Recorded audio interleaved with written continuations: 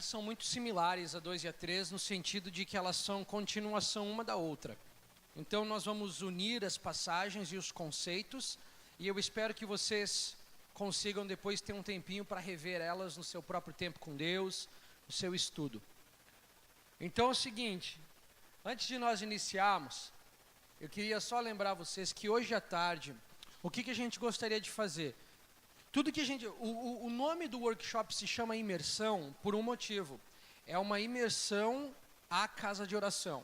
Então, como eu falei para vocês ontem à noite, em Florianópolis nós temos uma sala de oração aberta das 6 horas da manhã até as 2 da madrugada. Então, a gente entendeu da parte de Deus um chamado para oração perpétua, incessante. Então, na sala de oração em Florianópolis, existem vários modelos de casa de oração pelo mundo todo. Tem algumas que é só oração, tem algumas que é só adoração. Em Floripa nós cultivamos o conceito de oração e música juntas, ao mesmo tempo. Então, nós acreditamos que a música facilita a conexão. A música, ela é incrivelmente poderosa para conectar o coração do homem, da mulher, do intercessor, do jovem. Então, nós unimos estes dois. E nós vamos entender o porquê e de onde nós tiramos esse conceito aí de oração junto com música. Vamos abrir então a palavra já em Isaías 56. Se você não quiser abrir a Bíblia, tem esse versículo ali na anotação, mas a gente vai ler ele um pouco mais extenso em Isaías 56. É importante vocês entenderem isso que a gente vai conversar agora, prestar bastante atenção, fica de pé se está batendo sono, mas não desconecta, porque isso vai dar sentido para o que a gente vai fazer à tarde. À tarde nós vamos explicar para vocês como então funciona uma reunião de oração lá em Floripa. E aí nós vamos ter uma tentativa de à noite colocar vocês todos aqui para fazer um turno de oração com música e intercessão, igualzinho a gente tem em Floripa. Então é bem importante que vocês prestem atenção nessa parte. Isaías 56, só para vocês entenderem um contexto do que está acontecendo aqui. Então, Isaías 56, Velho Testamento. Beleza. Velha aliança. A nova aliança ainda não fora apresentada. O que quer dizer? Uma ideia muito importante. Que os gentios não são necessariamente o povo de Deus no Velho Testamento.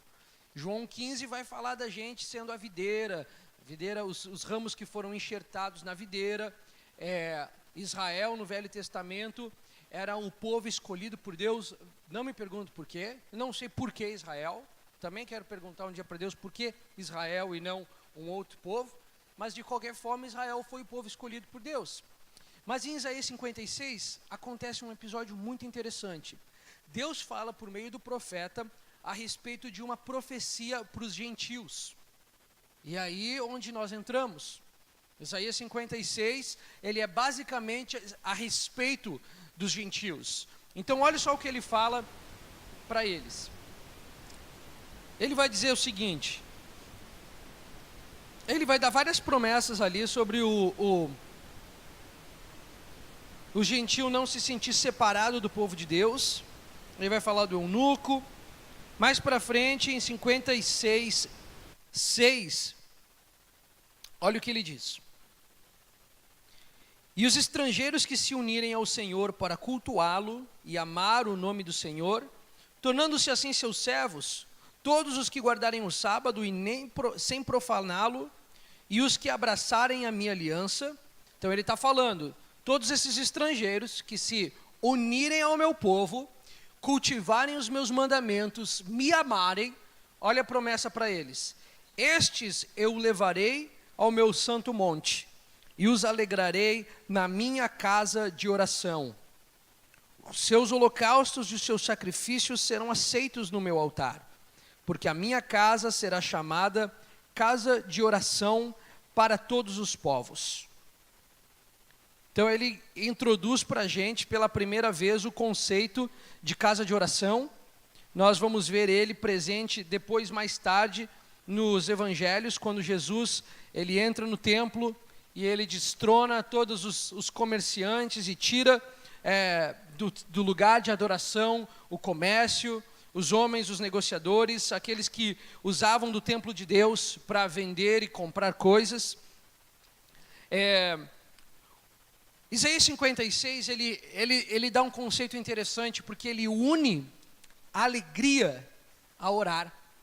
Ele fala o seguinte: aos estrangeiros, aos gentios, que guardarem e amarem o meu nome, eu os trarei para o meu santo monte. Lembram Monte Sinai? Onde Deus aparecia para o povo, mas o povo estava lá embaixo, Moisés lá em cima, o monte fumegava, raios saíam do monte, a presença de Deus era manifesta. Então Deus está falando para eles: os gentios, eu trarei eles para o meu santo monte. Eles se achegarão ao lugar onde eu habito, eles virão à minha presença. E aí ele diz: eu os trarei para a minha casa de oração. Olha que interessante, Velho Testamento, Deus introduz que ele tem uma casa de oração. Ele introduz o lugar de oração como um lugar de relacionamento. Ele fala para eles: eu os trarei para o lugar da oração. É isso que ele está dizendo. Quando ele diz eu os trarei para a minha casa de oração, ele não diz eu os trarei para Florianópolis. Ele não diz eu os trarei para Kansas City. Ele diz eu os trarei para o entendimento do relacionamento no lugar da oração. Quando Deus olha hoje para o estado do Rio de Janeiro, e ele vê Assembleia de Deus, Presbiteriana, Quadrangular, Batista, Metodista, Luterana, quando ele olha para todas as denominações, ele não vê como o homem vê, porque nós vemos denominação, nós vemos placa. Então quando alguém chega e fala: de que igreja você é? Nós apresentamos o quê? A denominação da qual nós somos. Mas quando Deus olha para o estado do Rio de Janeiro, eu acredito que ele olha da seguinte forma: ele olha para a igreja, para Filadélfia, né, o Ministério Filadélfia, ele vê lá a Quadrangular, ele vê a Apostólica, ele vê a Batista, e eu acredito que no céu o conselho de Deus fala assim: olha lá, minha casa de oração. Aquela outra, minha casa de oração. Aquela ali, minha casa de oração. Porque ser casa de oração não é dizer na placa da sua igreja, casa de oração. Ser casa de oração não é ter um relógio 24 horas por dia de oração incessante. Ser casa de oração é ter o entendimento de quando Jesus entra no templo, desmascara todos os comerciantes e ele fala para eles: será que vocês ainda não entenderam que a minha casa não é casa de evangelismo?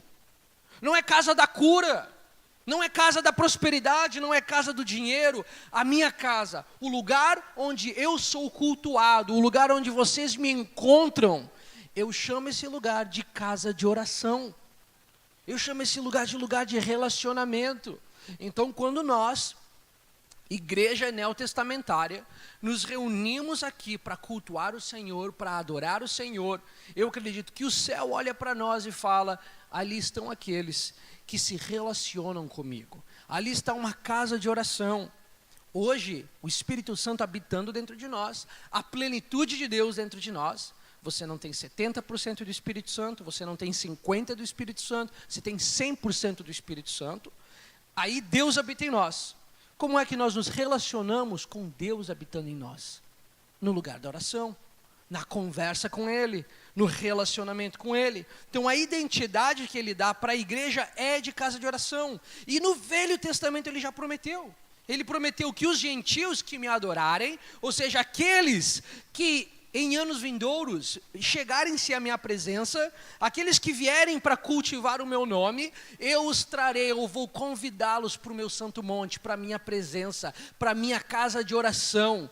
E ele dá uma promessa para a gente: e eu os alegrarei. Lembra que eu falei ontem que oração tem sido um tédio para muitos dentro da igreja? Bem, Isaías 56 nos dá uma promessa de alegria no lugar da oração, de prazer no lugar da oração. Então se a oração é um tédio, se a oração é cansativa, é entediante, A gente precisa entender que está faltando algo que não se completou de acordo com a profecia, a promessa de Isaías 56. Isaías 56 é uma promessa para a igreja que viria na nova aliança. Nós somos os gentios, nós não somos o povo de Deus no sentido hebraico, judeu de ser. Nós somos o povo de Deus, os gentios, que foram enxertados, que foram recebidos. E a promessa para esse povo é de que haveria alegria no lugar de relacionamento. Então, baseado nisso, a gente acredita que todos foram chamados para orar.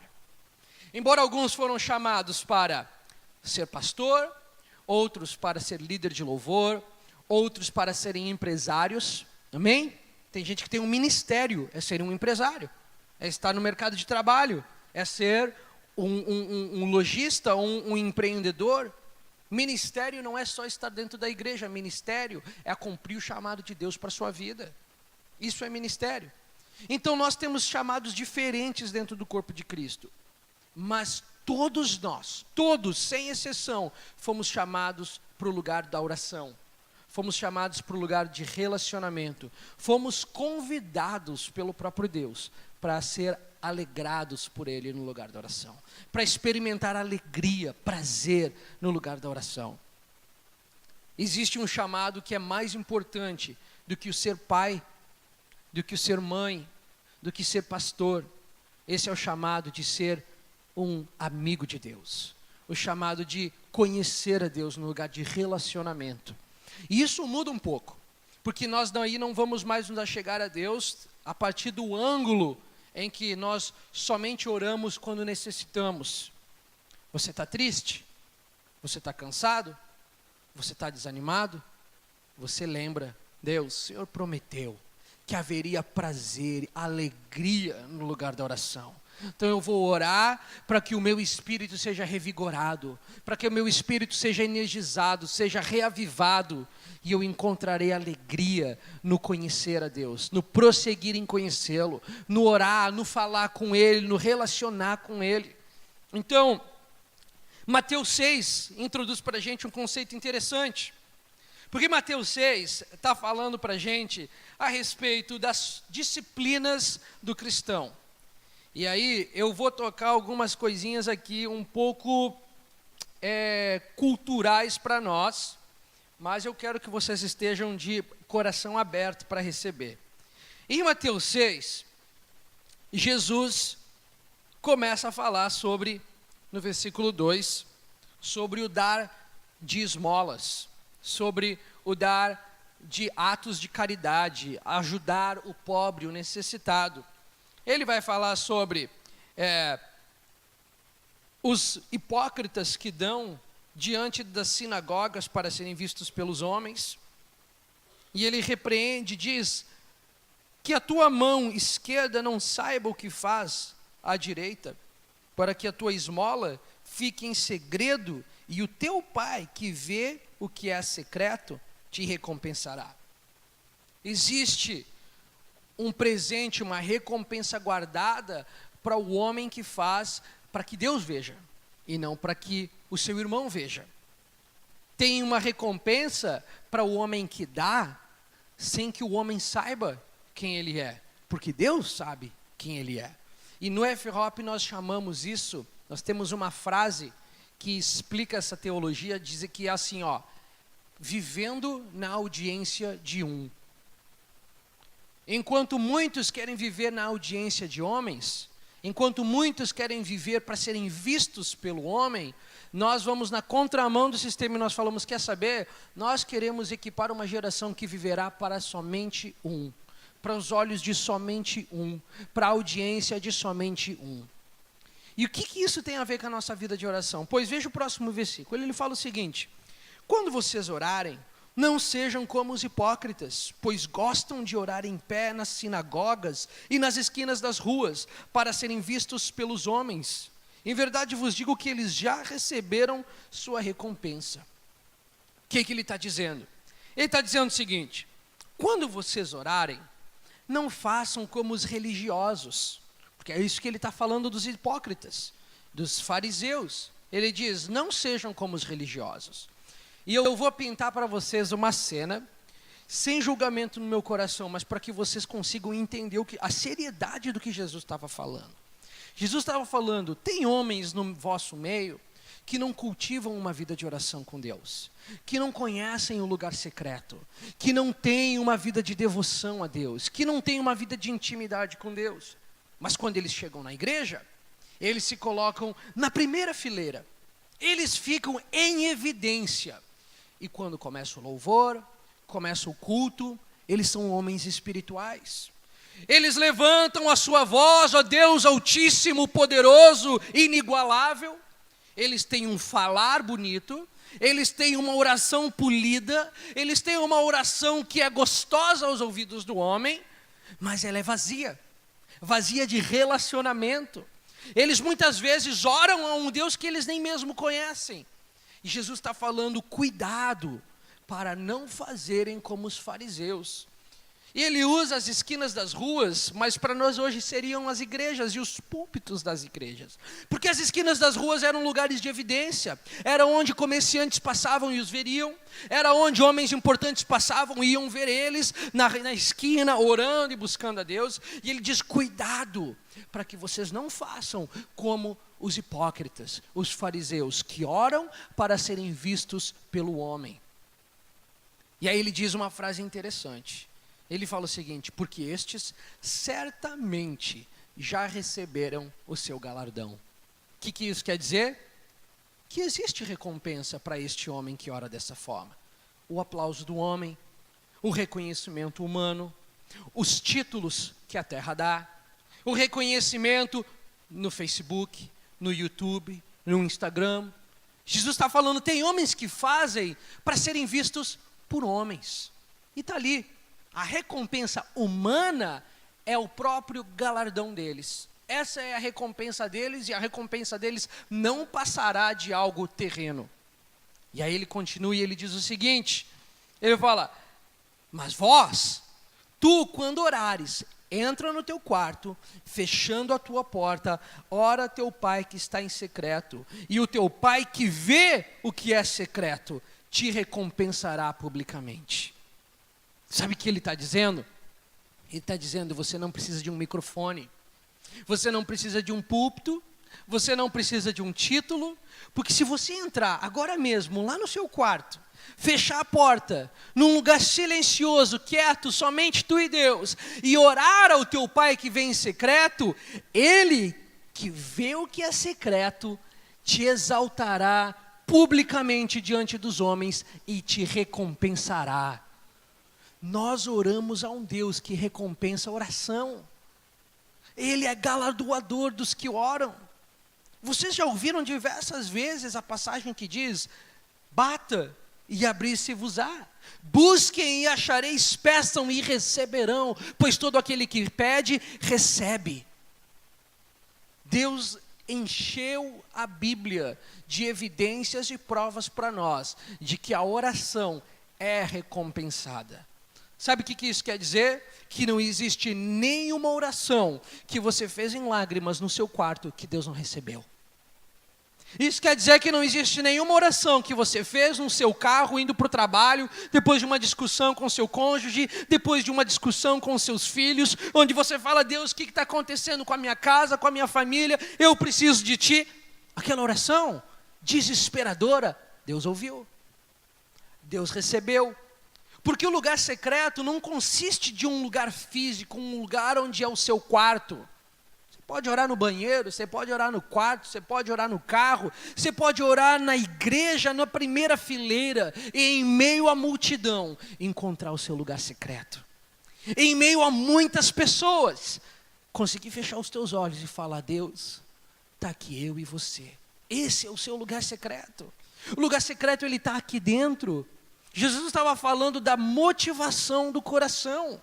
Ele está falando, os fariseus fazem com a motivação de serem vistos pelo homem. Mas vocês, quando orarem, fechem a porta, ou ele quer dizer, deixem de fora toda a distração, tudo que é terreno, e fechando os seus olhos, conectem-se com Deus.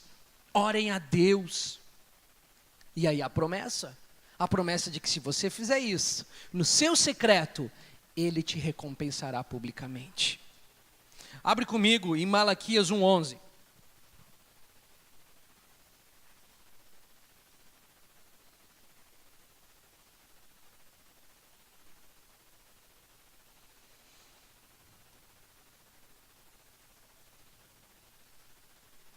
Malaquias é o fim do Velho Testamento. Alguns teólogos acreditam que entre o fim do livro de Malaquias e o início do livro de Mateus, existe mais ou menos uma distância de 400 a 600 anos, o que é conhecido entre os teólogos como o silêncio profético, o momento em que Deus silenciou-se, o momento em que Deus não falara mais por meio de profetas, o momento em que Deus já não falava mais por meio de pregadores, de homens, de mulheres, de reis, e nós não vamos ouvir mais falar a respeito de uma intervenção prática até a vinda de Jesus. Então Malaquias fecha o Velho Testamento, ou o momento da história profética, dando para a gente uma profecia. Ele vai falar o seguinte no versículo 10. O que está acontecendo aqui em Malaquias? Malaquias, o povo de Deus está distante dele. Israel está desconectado do seu Senhor. Eles estão adorando outros deuses. Eles estão buscando outros deuses. E eles ainda oferecem oferta a Deus. Sabe o que isso quer dizer? Sendo bem prático. É o crente que está com um pé no mundo e um pé na igreja. Ele está falando... Vocês, olha no que ele diz no versículo 10. Ele fala o seguinte: se houvesse entre vocês alguém que fechasse as portas, para que vocês não acendessem em vão o fogo no meu altar. Ele é forte, ele diz: eu não tenho prazer em vós, e nem aceitarei a vossa oferta, diz o Senhor dos Exércitos. Ele está dizendo: sabe o que eu queria? Eu vejo vocês entrando na sinagoga, eu vejo vocês trazendo ofertas de incenso e sacrifício, eu vejo vocês fazendo todas as práticas religiosas, mas o coração de vocês não está aqui. O coração de vocês está desconectado. Sabe qual é o meu desejo? O meu desejo é que um de vocês acordasse, despertasse, olhasse para a realidade, entendesse o estado que vocês estão e fosse lá na porta do templo e trancasse ele, para que ninguém mais venha. Para que ninguém mais venha oferecer uma oferta impura, uma oferta desconectada. O meu desejo é que vocês não me ofereçam mais sacrifícios, porque o coração de vocês não está aqui. É forte. Imagina Deus falar isso para o povo. Imagina Deus falar isso para nós. E aí no versículo 11 vem uma promessa para quem? Para os gentios. Lembra? É o último livro do Velho Testamento. Nós estamos entrando na nova aliança. Os gentios logo serão recebidos por Deus por meio de Cristo. E olha o que ele diz no versículo 11. Mas o meu nome é grande entre as nações. Ele está dizendo: por mais que vocês não me tratem desta forma, por mais que vocês não reconheçam a minha grandeza, por mais que vocês brinquem entre o puro e o impuro, o meu nome é grande entre as nações. O que isso quer dizer? Israel estava olhando para si própria e falando: Deus é o nosso Deus, nós somos o seu povo e nós estamos aqui num relacionamento exclusivo com Ele. E nós vamos fazer o que nós quisermos. E ele fala: Israel, de cabeça pequena, o meu nome não é grande só entre vocês? Eu não sou somente grande entre vocês, eu sou grande nas nações. A minha fama vai por todas elas, o meu nome é reconhecido entre todos os povos. Queira você me dar glória ou não, os povos me temem. E ele fala o seguinte, olha a promessa do versículo 11, ele diz o seguinte: do Oriente ao Ocidente, em todo o lugar. Mas no original, sabe o que diz? No literal ele fala assim: do nascer do sol até o momento em que ele desce. Do nascer ao poente. Ele diz: meu nome é grande entre as nações. Incenso e uma oferta pura se oferecerá em todo lugar, porque o meu nome é grande entre as nações, diz o Senhor do Exército. Sabe o que ele está dizendo? Está dizendo: Israel, chegará um dia, em breve chegará um dia, em que eu levantarei um povo entre toda língua, entre toda raça, entre todas as nações, e um incenso será queimado no meu altar. A adoração ao meu nome queimará. O lugar da oração vai queimar entre todas as nações. E ele diz, do nascer do sol até o poente. Japão é conhecido como o lugar onde o sol nasce. Sabe o que ele está dizendo? Por todo o círculo da terra. Enquanto o sol faz a sua visita a todas as nações da terra, em todo lugar onde um raio de luz tocar, lá eu encontrarei adoração ao meu nome. Lá eu encontrarei um altar a alguém que reconhece o que grande eu sou, Israel. E nós temos visto isso. Hoje em dia, existem mais de 10.000 salas de oração por toda a terra. Mais de 10.000 lugares, onde à medida que o sol passa ao redor da terra, Deus recebe um incenso agradável, uma oferta pura, não é uma oferta maquiada, não é uma oferta de coração partido, é uma oferta sincera. Ele não está falando somente de casas 24 horas por dia. Ele está falando por toda a terra, do nascer do sol ao poente, eu estabelecerei a minha igreja. Ela entenderá que sua identidade é casa de oração, e um incenso ao meu nome queimará, e subirá, e será agradável a mim. O que está acontecendo hoje no Brasil, aqui em São Gonçalo tem uma casa de oração, na Vila Mimosa, no Rio de Janeiro, uma casa de oração, em Florianópolis, uma casa de oração, Recife, uma casa de oração, Fortaleza, uma casa de oração, Curitiba, 4 casas de oração, Rio Grande do Sul, casa de oração, São Paulo, casa de oração, pelo Brasil inteiro, casa de oração. Sabe o que está acontecendo? Malaquias 1:11 está se cumprindo sobre a nossa nação brasileira. Deus está estabelecendo lugares onde um incenso, uma adoração, uma oferta pura está sendo oferecida a Ele, e Ele está sendo grande entre as nações da terra. Não sei se vocês lembram, alguns anos atrás, aconteceu o que os sociólogos chamaram da primavera arábica, ou a primavera do Oriente Médio. Foi quando, se vocês lembram bem, ali na região da Turquia, do Egito, do Iraque, da Síria, o povo começou a se revoltar contra os seus ditadores. Foi um período de alguns anos ali em que vários ditadores caíram. Na Síria, na Líbia começou um despertar também revolto, no Egito, em toda aquela região de conflito no Oriente Médio. A primavera da Arábia, pois quando aconteceu no Egito, o Egito passou por um sacudir. Um dos seus maiores ditadores, um dos homens de mais tempo no poder, foram destronados alguns anos atrás. A democracia volta a respirar dentro do Egito. O Egito elege um novo sistema presidenciário. E lá, na Tahrir Square, onde acontece a praça dos maiores revoluções do Egito naqueles dias, a um quarteirão atrás, uma casa de oração. 24 horas por dia, há mais de 10 anos, cultivando o lugar de justiça, falando, Deus, não fará Deus justiça aos seus escolhidos que a Ele clamam dia e noite? Deus está fazendo isso por toda a terra. O que acontece hoje em Florianópolis não é exclusivo para nós. É uma promessa de Malaquias 1:11. É uma promessa de Isaías 56. Rei Davi fez isso. Então a minha intenção é mostrar para vocês de que não é um conceito novo. Nos anos de 1700, um homem chamado de Conde Zinzendorf, que morava na fronteira entre Alemanha e Polônia. Um homem de classe alta, de uma família muito bem resolvida financeiramente. Seus pais morrem e ele recebe como herança um grande pedaço de terra, enorme pedaço de terra. Era um período de conflito naquela região e muitos refugiados começaram a se mudar para a cidade de Herrnhut, onde ele morava. Conde Zinzendorf então constrói um hospital dentro do seu espaço de terra. Isso vocês podem pesquisar no Google depois. Ele estabelece uma reunião de oração, em que 2 pessoas oravam de hora em hora, trocavam o turno, mais 2 pessoas. E eles fizeram isso durante 112 a 120 anos. A história chama este movimento da reunião de oração dos 100 anos.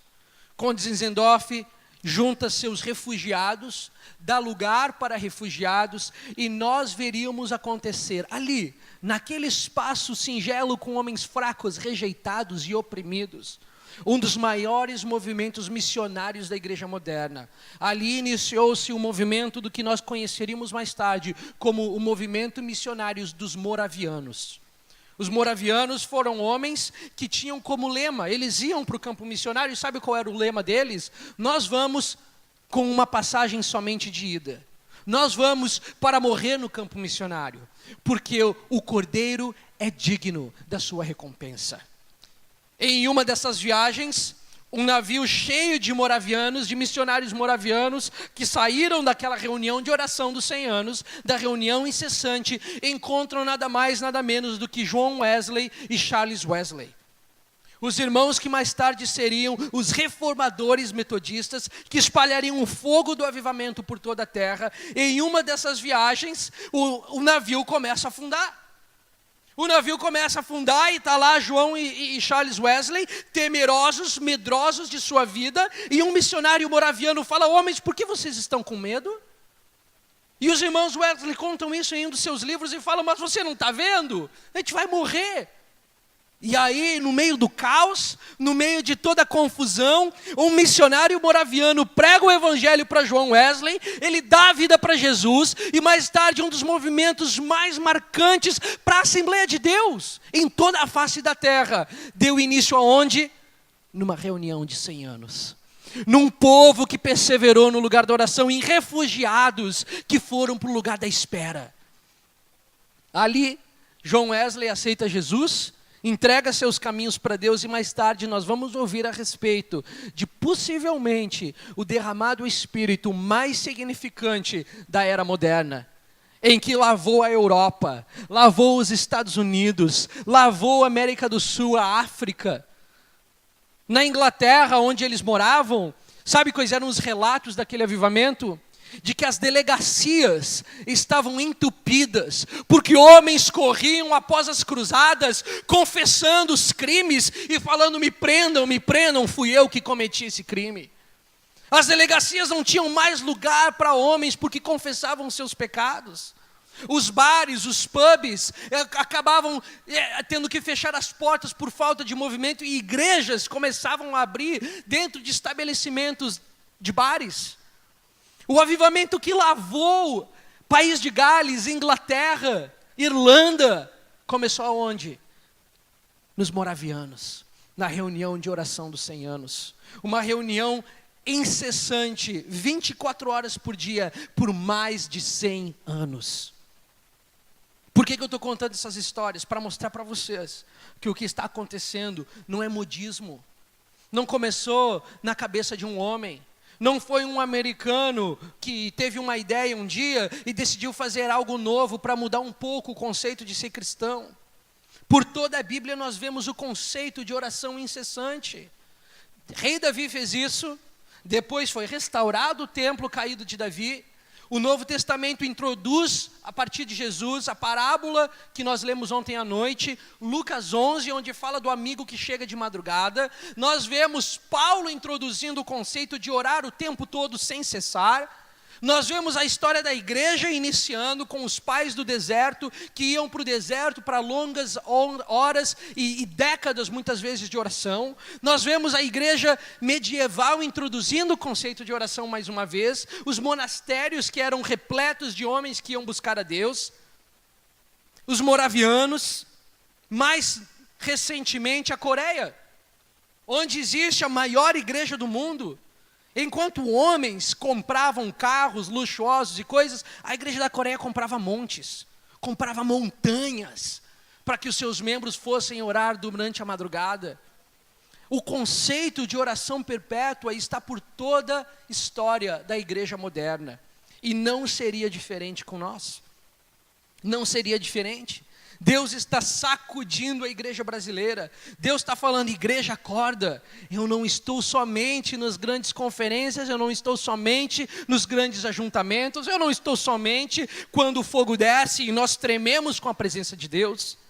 Eu estou nas salas vazias. Eu estou nos pequenos encontros de oração. Eu estou naquela sala onde só tem as senhoras do coque, sabe? Aquelas que você olha e fala, lá vem a irmã da oração. Deus está lá. Deus está no lugar de oração perpétua. Deus quer se relacionar com aqueles que entendem o conceito de relacionamento no lugar da oração. Então o meu desejo, o meu coração para vocês, não é que a partir de amanhã o pastor coloque uma nova placa e fale casa de oração, não é isso. O meu desejo para vocês é que vocês entendam que você foi chamado para um lugar de relacionamento na oração. Talvez vocês tenham turnos de oração, com música e adoração. Mas se vocês não tiverem, não faz mal. Porque quando Jesus falava, ele não falava de vocês construírem prédios para orar. Ele falava, você entenda que quando você fecha os seus olhos e você fala com seu pai que está em secreto, ele te escuta. E aí, sabe o que é a casa de oração em Floripa? É um juntamento de pessoas que entenderam esse conceito. É um grupo de pessoas que falaram, quer saber? É isso que eu quero me relacionar com Deus face a face. Então o que a gente fez? A gente fala, bom, então juntem todos estes e vamos orar juntos. Vamos ver a manifestação de Deus no corporativo. E é isso, as reuniões de oração, o pastor não precisa me falar, eu não perguntei isso para ele, mas normalmente as reuniões de oração são as que nós menos temos pessoas na igreja. Normalmente. Talvez aqui seja diferente, mas normalmente as reuniões de oração são as que menos tem público. E eu vou mexer um pouquinho, vou cutucar vocês um pouco agora, mas a campanha está sempre lotada. A campanha não tem cadeira. Por quê? Porque nós nos relacionamos com Deus na base da troca. Mas Ele está chamando uma igreja aqui, não pelo que Ele pode dar para eles, mas por quem Ele é. Ele está falando, venham para o lugar secreto. Onde você dá e ninguém sabe, onde você busca e ninguém vê, onde você ora e não há aplausos, onde você fala comigo e o homem não reconhece, onde você fala e você não tem um microfone, mas você tem a mim, você tem recompensas divinas, você tem os céus abertos, você tem Deus olhando para você e falando, lembra que eu falei ontem? Deus é aquele que trabalha por aqueles que nele esperam. Ele faz o seguinte, quer saber de uma coisa? Quer saber o que eu faço? Eu faço o seguinte, na hora que o Léo entra no quarto dele, na hora que o Léo fecha a porta dele, e na hora que o Léo ora para mim, eu abro os meus ouvidos e falo, Léo, o que você quer? Porque eu vou trabalhar por você, Léo. Você está esperando, você está pedindo, você está orando, então pede. Pede, bate que vai se abrir para você, Léo. Busque, você vai encontrar. Pede, você receberá. Porque Deus, Ele recompensa aqueles que buscam no secreto. E o que significa isso para nós? O que significa isso para a igreja? Sim, significa você na sua casa, você no seu quarto, mas nós podemos experimentar isso corporativamente. Quando nós nos reunimos sem a intenção de sermos vistos, sem a intenção de sermos reconhecidos, nós nos reunimos, cada um de nós, famintos por mais de Deus, e nós nos colocamos na brecha e nós falamos, Deus, o que o Senhor quer fazer agora? Deus, o que o Senhor quer operar agora em São Gonçalo? Qual que é o teu desejo, o teu sonho? Abre comigo no livro de Apocalipse. Alguns de vocês estão descolando pela primeira vez as folhas desse livro. Sabe quando a Bíblia é nova? E você está descolando a folha que está coladinha?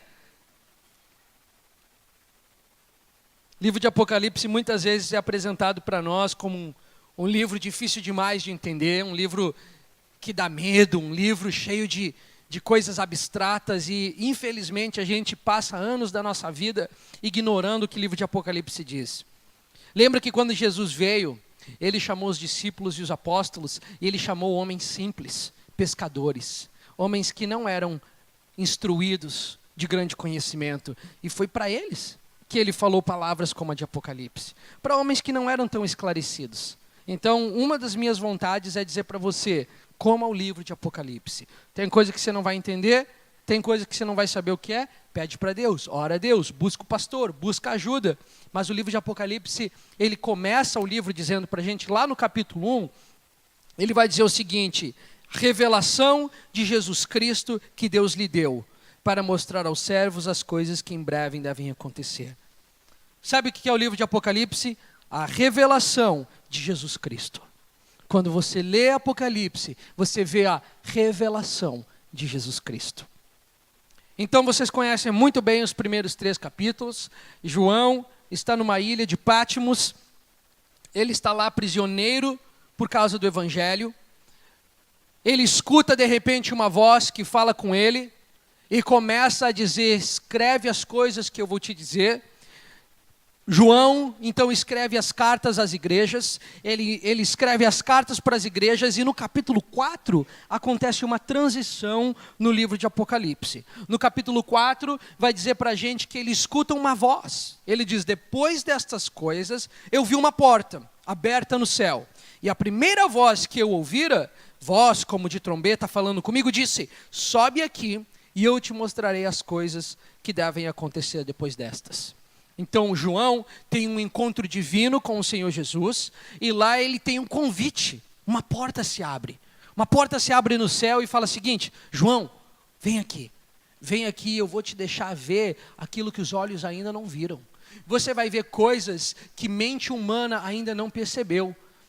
Então, João, ele entra naquele lugar, ele recebe a revelação de Deus, e no capítulo 5, ele começa a descrever para a gente nada mais, nada menos do que o trono onde Deus está sentado agora mesmo. Então, deixa eu ajudar vocês a entender isso. Agora mesmo, no céu, se nós tivéssemos a habilidade de abrir o teto da igreja e enxergarmos o lugar onde Deus está, nós veríamos um Deus sentado em um trono, em uma sala que é conhecida biblicamente como a sala do trono de Deus. Capítulo 5 vai descrever para a gente o que está acontecendo na sala do trono de Deus. Então, sabe essa ideia mística e mentirosa de que Deus, ele não está em um lugar porque ele está em todos? Ela não é teologicamente correta. Deus está em todos os lugares, mas ele está em um lugar. Vocês entendem? Ele está em um lugar e ele está em todos os lugares. Mas ele não está em nenhum lugar, porque ele está em todos os lugares. Deus está em um lugar nesse momento, preciso, específico, e ele está em todos os lugares. Eu sei que é um pouco difícil de entender, mas se você conseguir ficar comigo nesse pensamento, a gente vai ver onde Deus está agora. João descreveu para a gente, ele vai dizer o seguinte, eu vi um trono, e no lado direito de quem estava sentado no trono, vi um livro escrito por dentro e por fora, selado com 7 selos. Então ele está falando, eu entrei naquela porta que se abriu no céu, eu entrei na presença de Deus, e lá eu vi um trono. E vi um homem assentado naquele trono. E no lado direito do trono tinha um livro. E aí nós vamos ver mais tarde que esse livro está com 7 selos, ele está fechado. Os 7 selos mais tarde são os julgamentos que Deus liberará sobre a terra durante o final dos tempos. Então esse livro lá, o plano de redenção para a terra no final dos tempos, está lá. Um livro que contém toda a história que acontecerá. Só que ele está selado, ele tem selos por trás, pela frente, e ninguém pode abri-lo. E vai dizer o seguinte, vi também um anjo forte, clamando em alta voz, quem é digno de abrir o livro e de romper os seus selos? Mas no céu não havia ninguém, nem na terra, nem debaixo da terra, que pudesse abrir o livro ou olhar para ele. E eu chorava muito, pois ninguém fora achado digno de abrir o livro e nem de olhar para ele. Então João está vendo o livro à direita do trono, ele vê esse livro e ele chora por quê? Porque ele estava numa prisão. Ele estava sofrendo por amor ao Evangelho. Ele via as igrejas sendo perseguidas. E naquele livro ali continha a redenção para a terra. Aquele livro ali tinha a história do fim dos tempos, mas estava selado. E um anjo pergunta: alguém aí pode abrir este selo? Alguém aí é digno de pegar julgamentos e exercê-los sobre a terra? E aí ele diz que nem no céu, nem na terra e nem debaixo da terra foi encontrado alguém que fosse digno, que merecesse ou que pudesse abrir este livro. E ele diz que ele chora por isso. Ele chora amargamente porque não encontra-se alguém. E no versículo 5 então fala assim, ó: então um dos anciãos me disse: não chores, pois o leão da tribo de Judá, a raiz de Davi, venceu para abrir o livro e romper os 7 selos. Ele está dizendo: não chora, João, não chora, pois tem um que nasceu como um homem, que viveu como um homem, que não pecou, que não rejeitou o julgamento de Deus, um homem que permaneceu puro, um homem que permaneceu intacto em meio às provações. Ele morreu e ele pagou o preço e ele merece, ele pode, ele é digno de pegar o livro, de pegar os julgamentos de Deus e abrir estes selos. Sabe o que isso nos remete? Lembra em Salmos 2, quando ele fala o seguinte: pede-me e eu te darei as nações por herança. Nós pegamos este versículo e nós falamos: amém, nós vamos evangelizar a terra. Mas Salmos 2 é um capítulo, é um salmo messiânico. É um salmo a respeito do Messias que viria. E lá ele diz o seguinte: Deus Pai fala para Deus Filho o seguinte: filho, ora, intercede, me pede, porque se você me pedir, eu te entregarei as nações todas por herança. Elas são tuas. As nações pertencem a você, filho. Mais tarde, no capítulo 2, ele vai falar o seguinte: ó reis da terra, tolos vocês são. Vocês ficam aí maquinando contra o meu filho? Ele fala: o meu ungido. Vocês ficam aí planejando como pegar o meu filho, o meu ungido? Eis que vos digo: caiam sobre o filho, ou o filho cairá sobre vós. Ele está dizendo: aceitem o meu filho, ou ele virá. E ele virá de forma forte sobre vocês. E aí esse é o contexto de Apocalipse 5. Este livro é o cumprimento da promessa do Pai, dizendo ao Filho: filho, aqui estão as nações, vá e conquiste-as. Vá e tome as nações, são suas. E aí nós vamos ver aquela imagem linda do cavaleiro, do cavalo branco, que vem sim com vestes sujas de sangue, com uma espada em sua mão e toma as nações para si. Deixa eu falar uma coisa para vocês. Alguns de vocês estão olhando para mim, falando: que Jesus é esse? Que Jesus é esse que você está falando?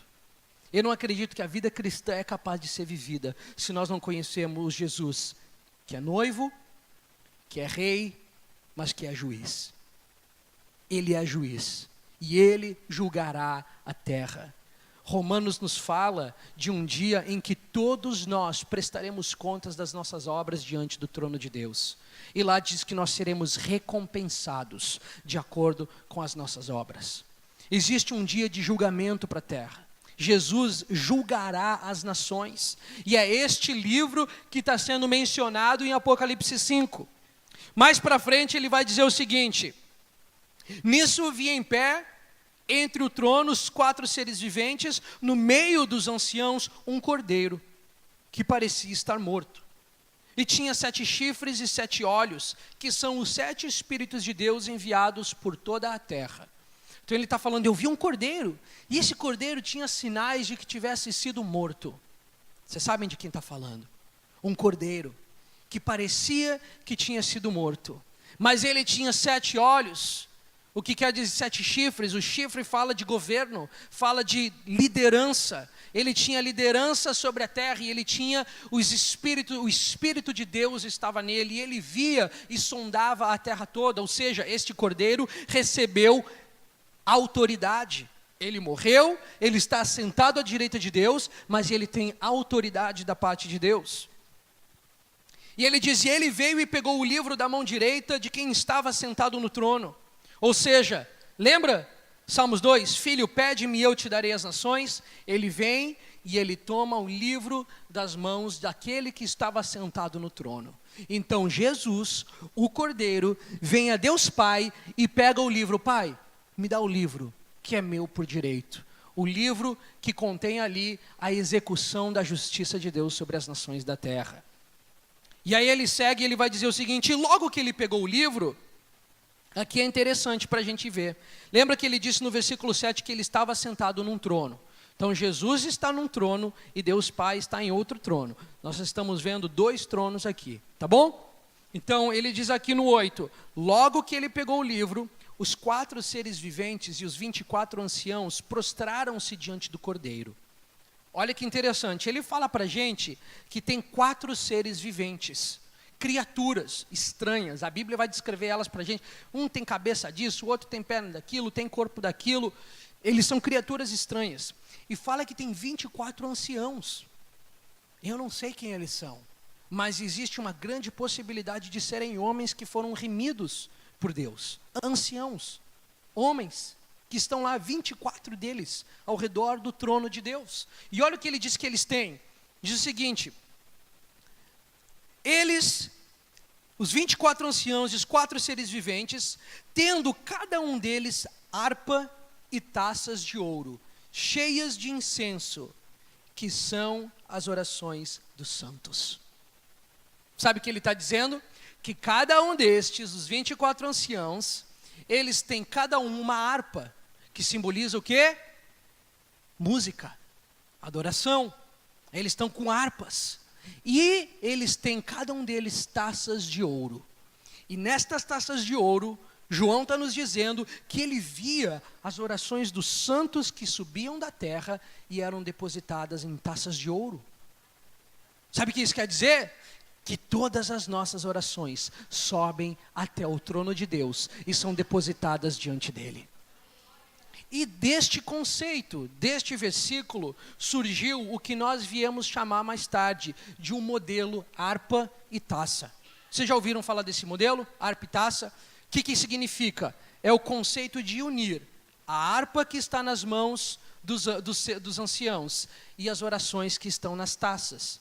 Nós acreditamos, porque olha o seguinte, olha o que diz que eles fazem. Eles estão diante do trono, eles têm harpas, as taças que são as orações, e o versículo 9 diz, e eles cantavam um cântico novo, dizendo, tu és digno de tomar o livro e de abrir os seus selos, porque foste morto, e com teu sangue compraste para Deus homens de toda tribo, língua, povo e nação.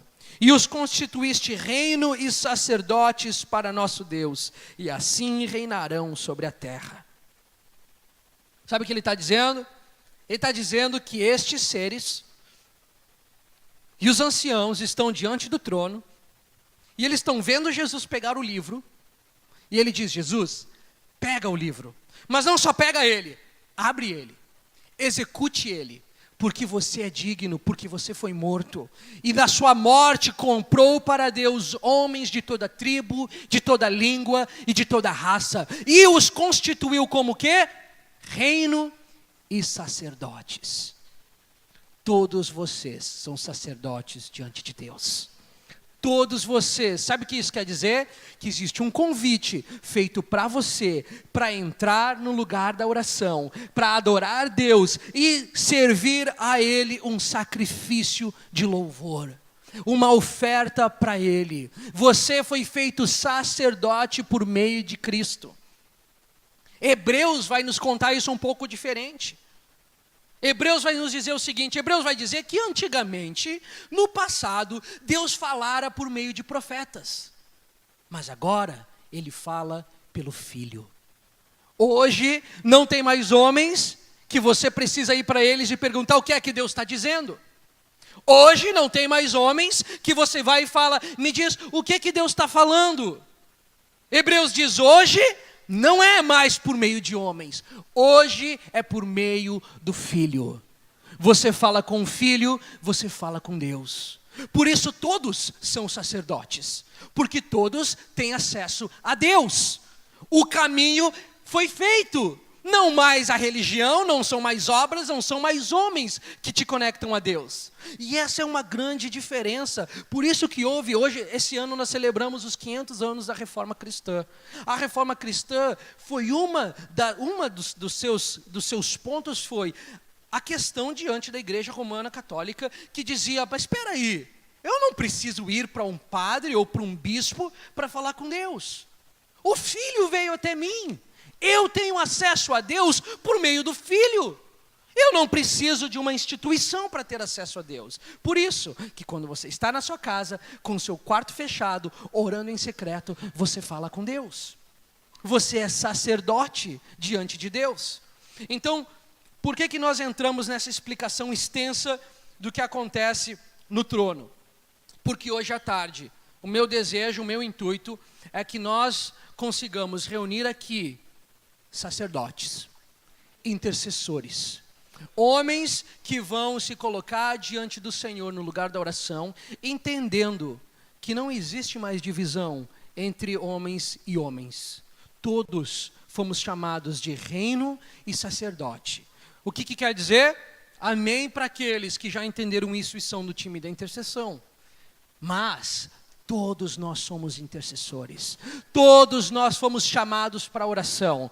O pastor, o líder de louvor, o empresário, a viúva, a dona de casa, o professor, o estudante. Todos nós fomos convidados para experimentar esse Deus que nos alegrará na sua casa de oração. Então hoje à tarde nós vamos ter músicos, nós vamos ter intercessores e nós vamos fazer o que a gente imagina, e a gente deve estar errado pra caramba, mas a gente imagina que lá no trono de Deus, já que tem a oração dos santos que são depositadas em taças, e já que tem harpas nas mãos dos anciãos, presume-se que eles fazem o quê? Cânticos de louvor. Que eles louvam a Deus com seus instrumentos, com as suas vozes eles cantam um cântico novo, e as orações estão sendo depositadas ao mesmo tempo. Sabe o que quer dizer isso? Que a sua voz, ela ecoa lá no céu. As suas orações, elas ecoam lá no céu. E as nossas orações se misturam com uma sinfonia celeste, que são as adorações dos anciãos e dos seres viventes. E Deus está entronizado no meio disso tudo. Deus está sentado em seu trono e Ele escolheu que ao redor dele tivesse louvor e as orações dos santos. Você já pensou que a sua oração, perdoa as teologias que você ouviu, não tem teto de bronze? Não tem! Não tem teto de bronze. Ali diz que as orações dos santos são depositadas diante da presença de Deus. Tiago mais tarde vai dizer para a gente, vocês oram e não recebem porque não sabem pedir. Então sim, nós precisamos saber pedir, nós precisamos saber orar, nós precisamos ser instruídos como fazer isso. E a maneira de orar é orar a Bíblia. Nós temos que orar a Bíblia.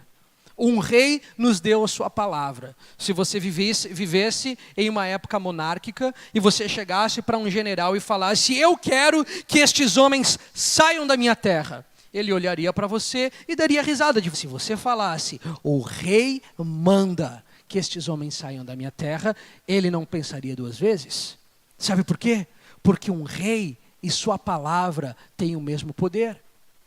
Então nós pegamos a palavra de Deus, a palavra deste rei, e nós falamos, o rei, lembra que o Senhor disse que faria justiça na terra?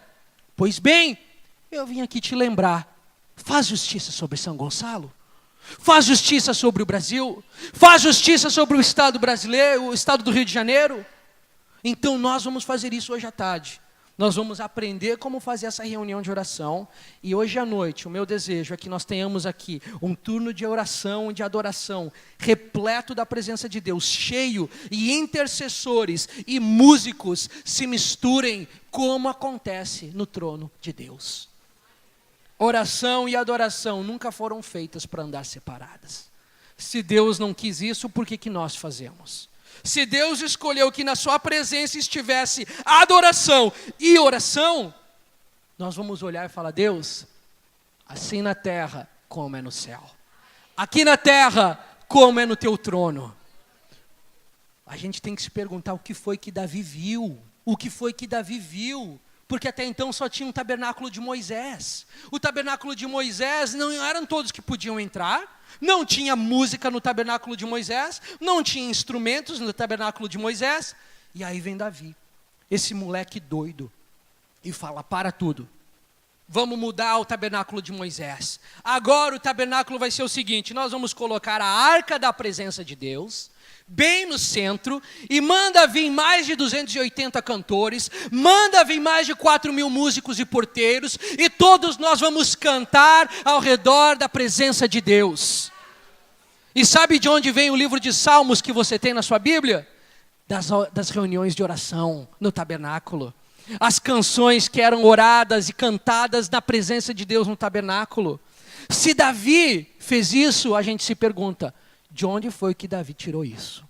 De onde foi que Davi tirou a ideia de trazer música para a igreja? E a gente tem algumas dicas só. Tem alguns 3 ou 4 salmos em que Davi deixa para a gente uma dica do que aconteceu. Ele falava: Deus, eu vi o teu santuário. Eu vi e contemplei a tua beleza. E a pergunta fica: será que Davi viu o Apocalipse 5? Será que Davi contemplou a sala do trono de Deus e viu os seres viventes e os anciãos? Será que Davi viu as harpas e as taças e falou: eu vou fazer isso aqui também, Deus? E ele investe do seu próprio tesouro, ele investe do seu próprio dinheiro, e ele diz que financia, ou seja, ele paga como salário músicos e cantores que ficariam 24 horas por dia cantando ao nosso Deus. Eu sei que a mente de vocês está bagunçada agora. Vocês têm as anotações para ler bastante depois. Apocalipse 5, vai para 2 Crônicas, lê a história do tabernáculo de Davi, mas saiba de uma coisa: Deus está num trono e as nossas orações chegam até Ele. Amém? Então hoje à tarde nós vamos falar disso, nós vamos ser equipados para fazer isso, e eu espero que à noite nós tenhamos uma reunião de oração aqui, de arrancar esse telhado da igreja. Amém? Então tá, Deus abençoe vocês. Pastor, nós voltamos que hora? 13h30 nós estamos aqui para a sessão da tarde. Pastor, vocês vão querer dar algum anúncio aqui? Eu encerrei. Está com vocês agora. Obrigado, gente, a gente se vê mais tarde.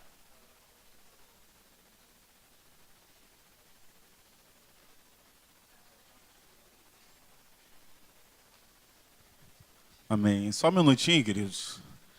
2 recados a respeito do almoço. Passa aqui embaixo, né, pastor? Na recepção. Você vai pegar um ticket e você vai ganhar um desconto. Amém? Na rua 36 aqui atrás. O pessoal aqui embaixo pode... Oi? Zé do Portão. Só perguntar onde é o Zé do Portão. Não é porcão não, irmãos. É portão. Chega lá, porcão, porcão. Não tem porcão nem porquinho, é portão. Tá? Aproveitando, se quiser pagar para mim também, fica à vontade. Aproveitando o ensejo, nós queríamos falar sobre o nosso Acampa Jovem. Se puder projetar. Acampa Jovem? Só isso? Acampa Jovem? Hã? 27, 28, 29 de outubro, nós estaremos nos reunindo no sítio Acamax. Estará pregando conosco a Gessana Barcelos, pastor David Souza, pastor Paulo Nascimento, pastor Enéas e o cantor Bruno Santos. O valor, irmãos, muito baixo, para 3 dias maravilhosos de presença do Senhor. Se quiser projetar a foto do sítio, 2 vezes de R$125, pode ser pago no boleto ou no cartão. Nós estamos com poucas vagas, tá, gente? O sítio é maravilhoso. Eu me lembro que eu tenho uma cena do Pablo descendo lá de cima.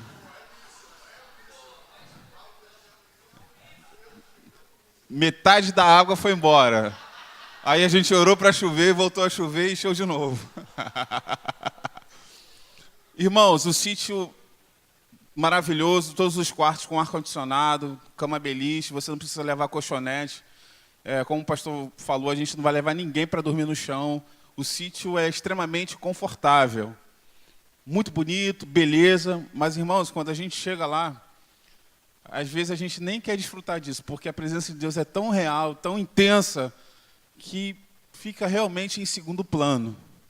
Mas o sítio é muito confortável, é perto daqui, e eu queria que você procurasse a coordenação do Acampa. Quem é da coordenação, levanta a mão assim, fica em pé rapidinho, por favor, só para eles te verem. Está aqui o Pablo, o Vitor, a Kerly, o Fernando, tem a Larissa lá atrás, a Viviane. Procure, faça a sua inscrição. Nós temos poucas vagas, vai ser uma benção e a gente quer você lá. Amém? Vamos almoçar, gente. Deus abençoe. 3h30, tá, irmãos? 3h30.